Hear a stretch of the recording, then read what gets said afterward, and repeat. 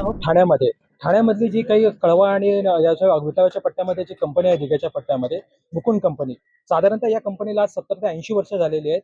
एकेकाळी ही कंपनी नावाजलेली कंपनी होती, परंतु बदलत्या काळानुसार या कंपनीची धोरणं बदलली, पॉलिसी बदलली आणि आज या ठिकाणी जे माथाडी कामगार होते, आज त्यांना बाहेर काढण्यात आलेलं आहे. त्याचं कारण एकमेव असं की सरकारने जो काही कायदा केलेला आहे आणि त्या कायद्याच्या नुसार या कंपनीने त्यांना बाहेर काढलेलं आहे. परंतु प्रश्न हाच येतो की वर्षानुवर्ष काम करणारे जे कर्मचारी आहेत, त्यांचा आज उदरनिर्वाहाचा प्रश्न निर्माण झालेला आहे. आज त्यांचं वय झालेलं आहे.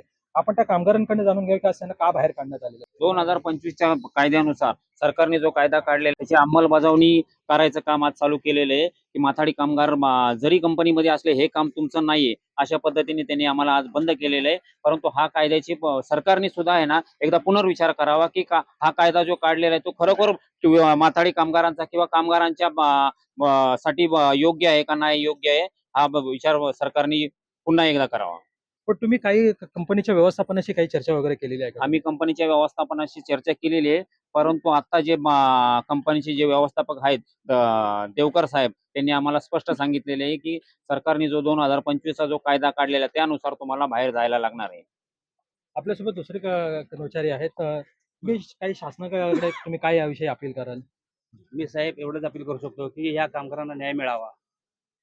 देवेंद्र फडणवीस साहेब या कामगारांना न्याय मिळावा आणि मुकुंद कंपनीमध्ये जे आमचं काम ज्याने पहिल्यापासून चालू होतं ते बाबा चालू राहावं.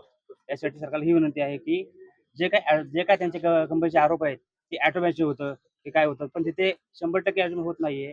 तिथं माथाडी कामगाराची गरज ही आहेच आणि पण कंपनीचे काही सारे धोरणं बदललेले आहेत. कायद्यामध्ये बदल झालेला आहे असं काही नाही. शेवटी या बोर्डामध्ये मिटिंग झाली होती मध्येच काल देवकर साहेब, ज्योत्स्ना मॅडम ह्या तिथे उपस्थित होत्या. तेव्हा त्यांना सांगितलं होतं की रुमाल साहेब एक सहाय्यक अधिकारी होते. त्यांनी सुद्धा सांगितलं शासनाने असा कोणताही अजून आदेश काढलेला नाही.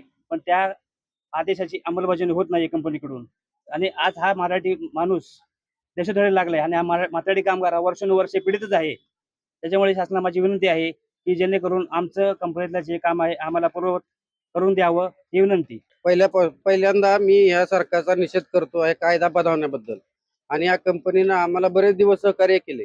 पण आता सध्याला कायद्यामुळे कंपनी सहकार्य करत नाही. पण आम्ही जायचं कुठं? आम्ही रस्त्यावर यायची पाळी झाली. या सरकारचा निषेध करतो आणि लवकरात लवकर आमचा आज 2 दिवसात निर्णय यांनी घ्यावा. नाहीतर आम्ही इथं मोठं आंदोलन करू. आम्ही पूर्ण इथं चक्काजाम करू.